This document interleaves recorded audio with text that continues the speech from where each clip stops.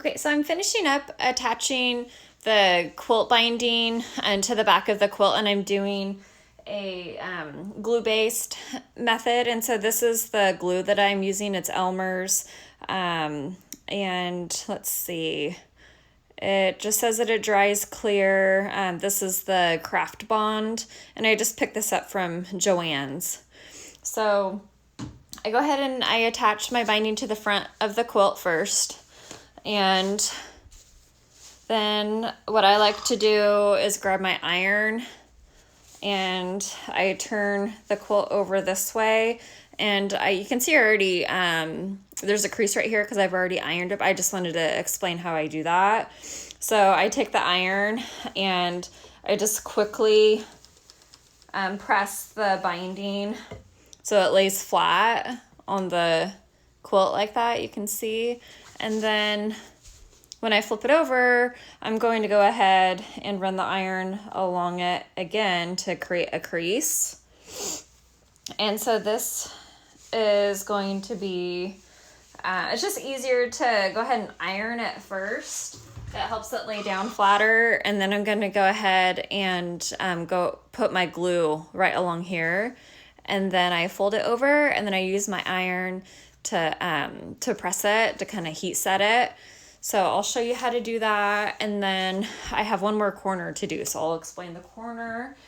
So I already pressed it. So I'm going to go ahead and do just a thin little layer of glue. You don't need very much at all. So I'm going to run this along here really quickly. And I'll show you what it looks like.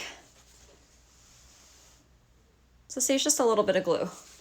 And you can see some fuzzy right here. It's because I'm working with minky. And when I trim the minky fabric, it gets the little fuzzies everywhere. So I'm going to go ahead and use my iron to heat set this.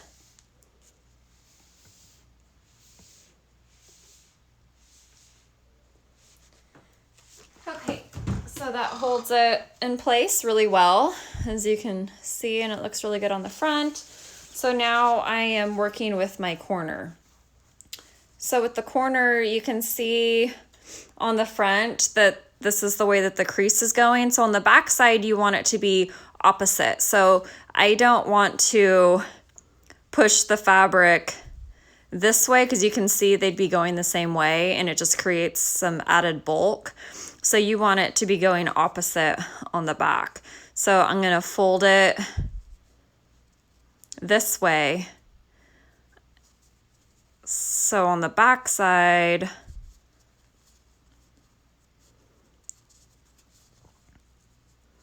it's going to match up and look like that.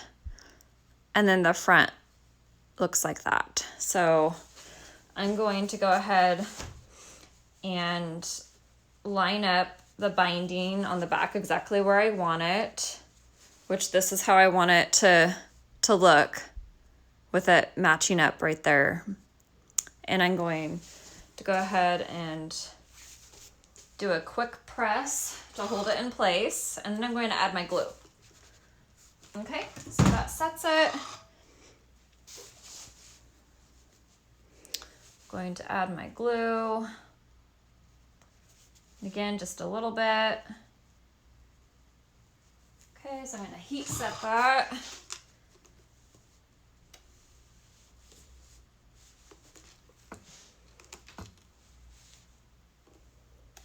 Okay, so I got the glue on, and then I'm going to do one more little dab of glue to hold the corner in place. And I'll show you where I put it. It's just a little teeny tiny little dab. Oop, that's even a little too much. Okay, so just a little tiny dot of glue. You fold that over, and you can see how nicely the corner looks. Grab my iron, I'm gonna heat set it.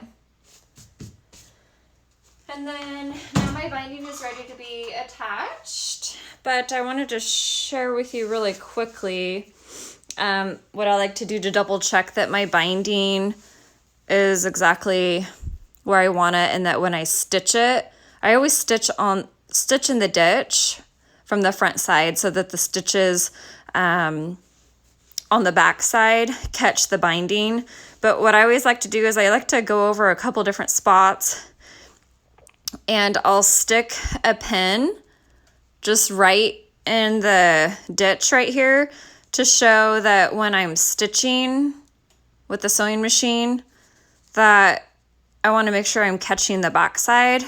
So I can see that's where my stitch line is going to be. So I have plenty of room, because a lot of times when you attach your binding like this with the glue based method, you might not leave yourself enough room. So then when you're sewing in the ditch and you look on the back, sometimes you don't catch the binding. So certain spots on the quilt, I like to, like I said, just stick the pin right in the ditch to see where it's going to pick up. And so you can see that's where my stitch line is going to be.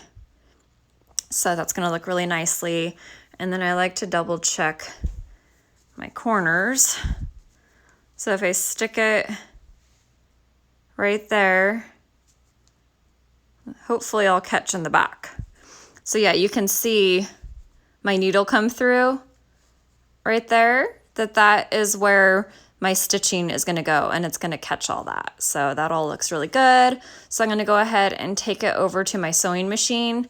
And again, I'm going to be stitching in the ditch from the front, and I'm going to be using a yellow color, a light yellow, because the yellow is going to be showing on the edge, or sorry, on the back side of the binding here.